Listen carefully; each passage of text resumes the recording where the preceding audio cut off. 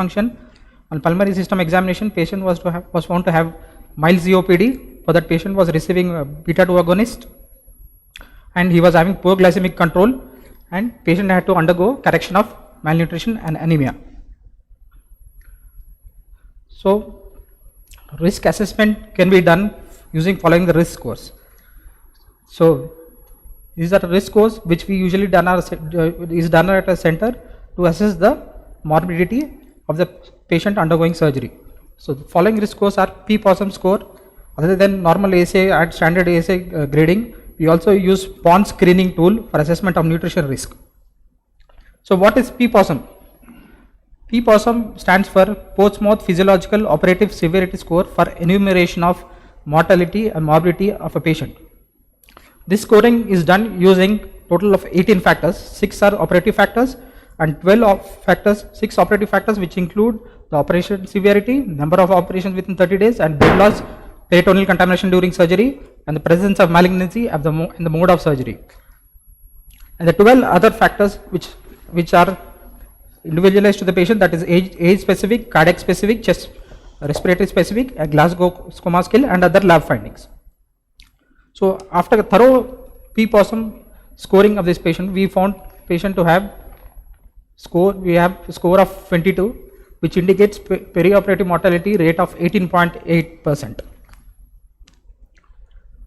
So nutritional risk assessment can be done using the following score, that is called preoperative nutrition score or PONS malnutrition score.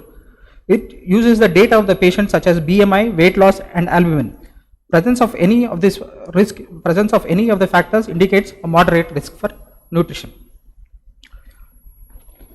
Risk assessment can also be done by using nutrition risk score 2002. Presence of any of the following such as BMI less than 20, weight loss in 3 months is also indicative of moderate or severe risk. As this patient was having obstructive jaundice, we also used Dix-Friedman risk assessment for assessing the presence of obstructive jaundice and its risk.